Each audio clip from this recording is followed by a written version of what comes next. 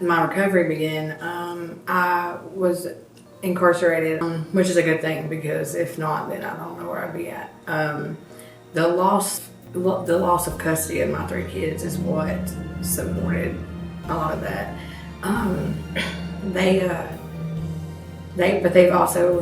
They're getting to see them and be able to be close to them now is what's got me pushed even further to where I want to be. And my goals, not just for me, but for my children, for Bristol period, like there's just so much and it's so huge what I want to do.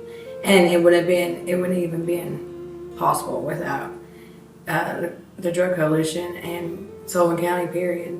It's harder for a woman with more responsibilities as far as that goes because they don't have family, a lot of us don't, that could take on our children and they don't want to see them go into the system. First of all, I believe in God and I believe in His divine spirit and I believe that there is a time and place that He intervenes, and I believe on March 12, 2025, that was my surrender. And I was supposed to have only spent a few days in jail. I ended up spending 50 days in jail waiting to be able to talk to someone to get into the facility. Because I knew that at that time I would get right back out and start using. I already had it in my head. But Scott came and talked to me, and he got it all in motion, and that gave me a sense of hope.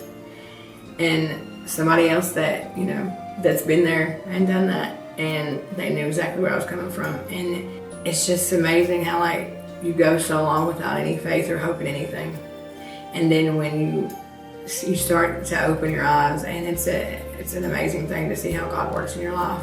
If it wasn't for the Sullivan County Drug Coalition, I don't know, I'd probably be right back out, right in the streets, because I didn't know which direction to go.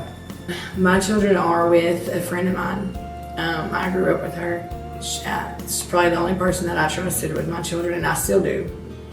And I'm very grateful for her, very grateful. I was living in Bristol, Virginia at the time, which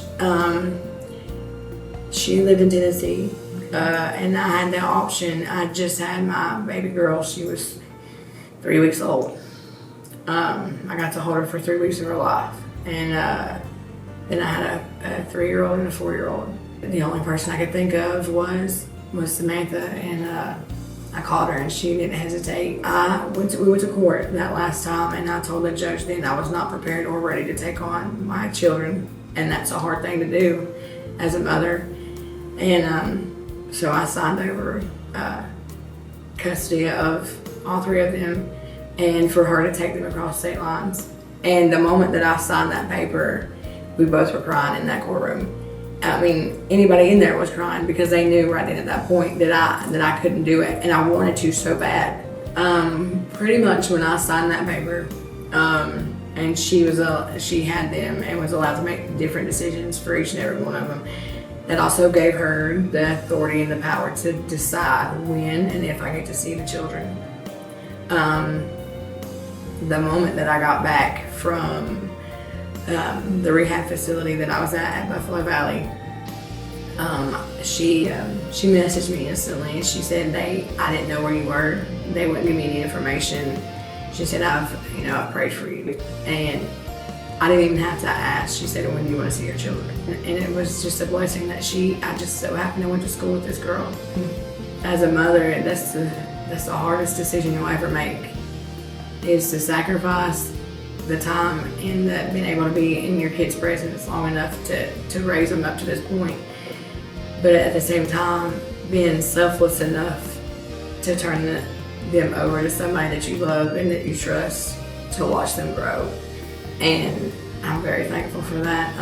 Out of anything that's happened, I'm very thankful that those children are safe, and then I get to have a relationship with them. And eventually, I'll plan on having them back full time. I just wanted my children to be proud of their mother. So my way of thinking's changed by, instead of every morning waking up and saying I have to, I get to now. I get to get up and go to work. I get to walk if I have to work. I'm blessed enough to have the legs to be able to walk to work.